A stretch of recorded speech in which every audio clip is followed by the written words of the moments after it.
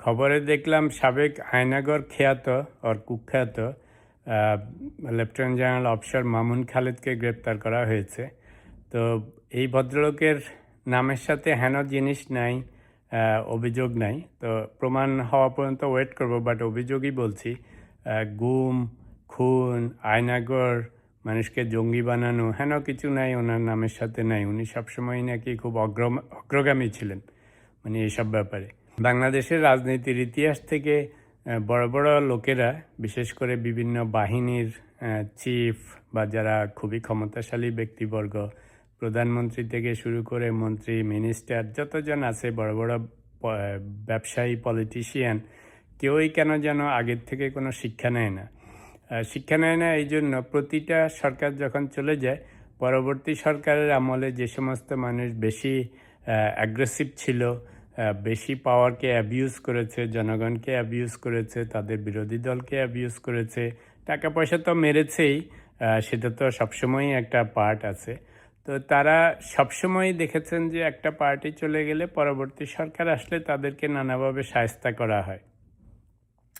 তো এই শিক্ষাটা কেউ নেয় না। মনে হয় জানি যে বাংলায় বলে না যে এক মাঘে শীত যায় না, এই কথাটা এরা ভুলে যায়। এই দিন তো দিন নয়, আরও দিন আছে, এটাও ওদের মনে থাকে না।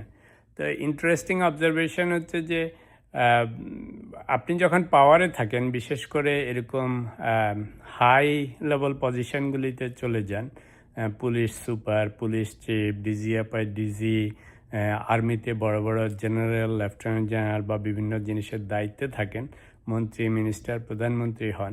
তো এগুলি তো হাইলি অ্যাচিভড পজিশন যে কোনো মানুষের জন্য, রাইট? তো সেই পজিশনে যে টাকা পয়সা, ক্ষমতা, সব তো তখন এমনিতেই থাকে। তো সেই সময় আপনি ক্ষমতার অপব্যবহার করলেও আপনাকে পাওয়ারফুল মনে হবে, আর ক্ষমতার নর্মাল ব্যবহার করলেও আপনাকে পাওয়ারফুল মনে হবে। যেই সময়টা আপনি এটাকে এনজয় করতে চান, অর্থাৎ পরবর্তী গভর্নমেন্টের সময় বা রিটায়ার করে গেলে বা যখন আপনার ক্ষমতা চলে যায়, তখন আপনি চান যে বয়সও হয়ে যায়, সেই সময়টা ক্ষমতাটা এনজয় করবেন।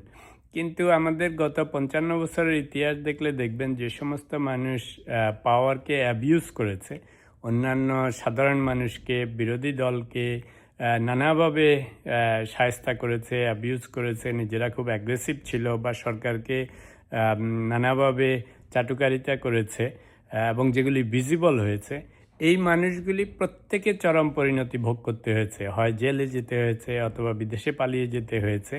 কিন্তু পরবর্তী জেনারেশন একটাও এই শিক্ষাটা নেয় না, বেশিরভাগ মানুষই অতি উৎসাহী। তো এই গ্রেফতার দেখে কয়দিন আগে মাসুদ উদ্দিনকে গ্রেফতার করেছে, এরা সবাই 111-এর কুশীলব ছিল। পরবর্তীকালে আওয়ামী লীগের গভর্নমেন্টের আমলেও আরও ওনারা বেশি পাওয়ারফুল হয়েছেন।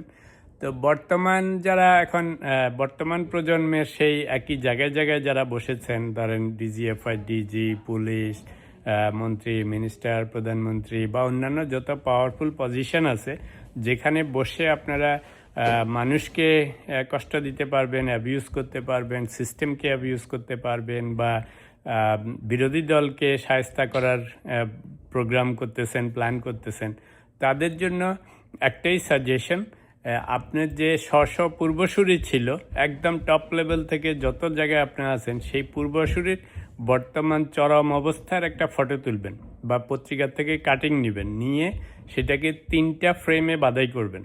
বাঁধাই করে একটা অফিসে রাখবেন, একটা বাসায় রাখবেন, একটা গাড়িতে রাখবেন, এবং সেই বাঁধাই করার আগে নিচে দিয়ে লিখে দিবেন যে এই দিন তো দিন নয়, আরও দিন আছে। অর্থাৎ এভরি সিঙ্গেল টাইম আপনি যখন আপনার ক্ষমতার অপব্যবহার করবেন, অন্যদেরকে পানিশমেন্ট দিবেন, অন্যদেরকে শায়েস্তা করার চেষ্টা করবেন, তখন যেন এই ফটোটা মনে পড়ে যে আসলে এই ফটোটা আমার পূর্বসূরির না, এই ফটোটাই আমি হব এখন থেকে 5 বছর পরে, 10 বছর পরে, ইভেন 15 বছর পরে।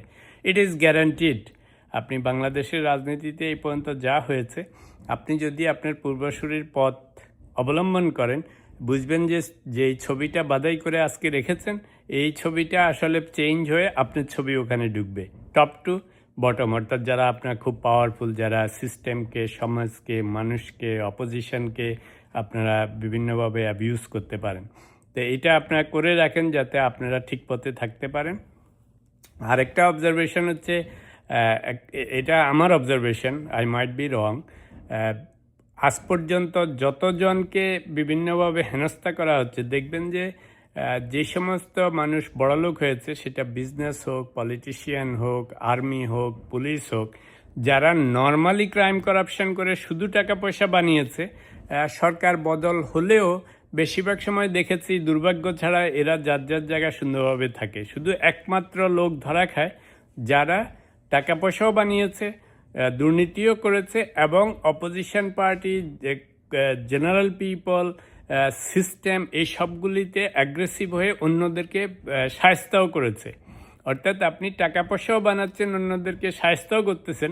যদি সেরকম গ্রুপে আপনি পড়েন, তাহলে বুঝবেন যে যে ফ্রেমটা বানাতে বলেছি বাধাই করে রাখতে বাসায়, অফিসে এবং গাড়িতে, বুঝবেন যে এই ফ্রেমটা আপনার জন্য অগ্রিম বানানো হয়েছে।